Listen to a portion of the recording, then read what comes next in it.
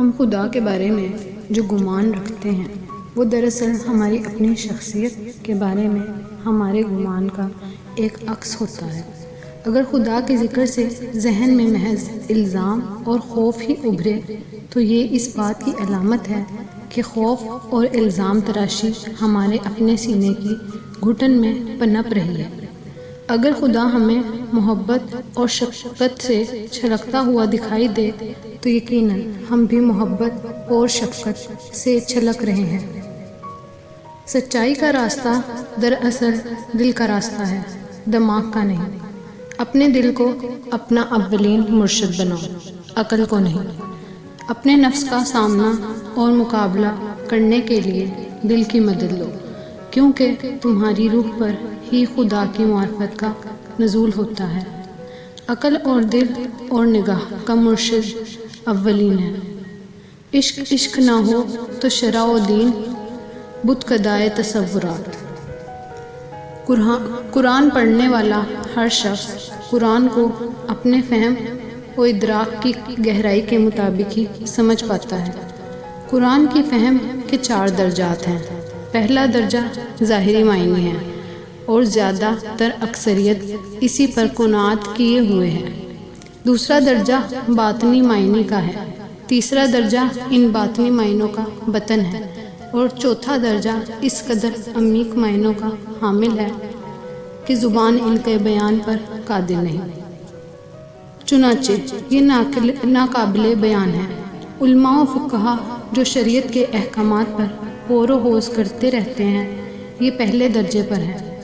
دوسرا درجہ صوفیہ کا ہے، تیسرا درجہ اولیاء کا ہے، چوتھا درجہ صرف انبیاء مرسلین اور ان کے ربانی وارثین کا ہے۔ بس تم کسی انسان کے اللہ تعالیٰ کے ساتھ تعلق اور اس تعلق کی نوعیت کو اپنے قیاس سے جاننے کی فکر نہ کیا کرو۔ ہر شخص کا اپنا اپنا راستہ ہے اور اظہار بندگی کی ایک اپنی نوعیت ہے۔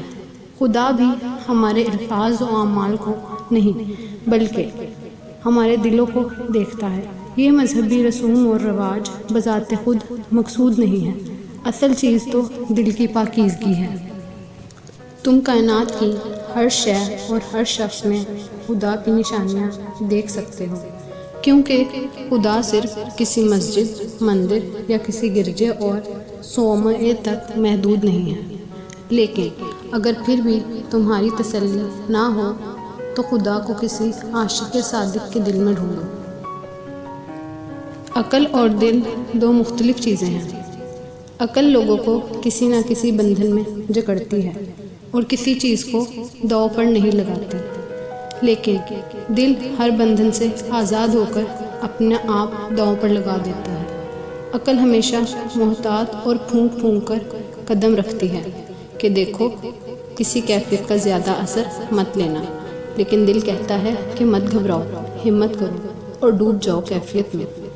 عقل آسانی سے اپنا آپ فراموش نہیں کرتی، جبکہ عشق تو بکھر جانے اور فنا ہو جانے کے لیے ہمہ وقت تیار ہے، اور خزانے بھی تو ویرانوں میں ملتے ہیں۔ ایک شکستہ دل میں ہی تو خزانہ مدفون ہوتا ہے۔ دنیا کے زیادہ تر مسائل الفاظ اور زبان کی کوتاہیوں اور غلط معنی اخذ کرنے سے جنم لیتے ہیں۔ چنانچہ کبھی بھی الفاظ کی ظاہری سطح تک خود کو محدود مت کرو۔ جب محبت اور عشق کے میدان میں قدم رکھتے ہو تو الفاظ بیان اور زبان و اظہار اپنی اہمیت کھو بیٹھتے ہیں۔ وہ جو کسی لفظ سے بیان نہ ہو سکے اس کو صرف خاموشی سے ہی سمجھا جا سکتا ہے۔ تنہائی اور خلوت 2 مختلف چیزیں ہیں۔ جب ہم تنہا اور اکیلے ہوتے ہیں تو اس غلط فہمی میں مبتلا ہونا بہت آسان ہو جاتا ہے کہ ہم سیدھے رستے پر ہیں، لیکن خلوت یہی ہے کہ آدمی تنہا ہوتے ہوئے بھی تنہا نہ ہو۔ بہتر ہے کہ ہماری تنہائی کسی ایسے شخص کے دم قدم سے آباد ہو جو ہمارے لیے ایک بہترین آئینے کی حیثیت رکھتا ہو۔ یاد رکھو کہ صرف کسی دوسرے انسان کے دل میں ہی تم اپنا درست عکس دیکھ سکتے ہو، اور تمہاری شخصیت میں خدا کے جس مخصوص جلوے کا ظہور ہو رہا ہے وہ صرف کسی دوسرے انسان کے آئینہ قلب میں تمہیں دکھائی دے گا۔ زندگی میں کچھ بھی ہو جائے، زندگی کتنی ہی دشوار کیوں نہ لگے، مایوس کبھی مت ہونا۔ یقین رکھو کہ جب ہر دروازہ بند ہو جائے تب بھی خداوند کریم اپنے بندے کے لیے کوئی نہ کوئی نئی راہ ضرور کھول دیتا ہے۔ ہر حال میں شکر کرو۔ جب سب کچھ اچھا جا رہا ہو اس وقت شکر کرنا بہت آسان ہے، لیکن ایک صوفی نہ صرف ان باتوں پر شکر گزار ہوتا ہے جن میں اس کے ساتھ عطا اور بخشش کا معاملہ گزرے، بلکہ ان تمام باتوں پر بھی شکر ادا کرتا ہے جن سے اسے محروم رکھا گیا۔ عطا ہو یا منع، ہر حال میں شکر۔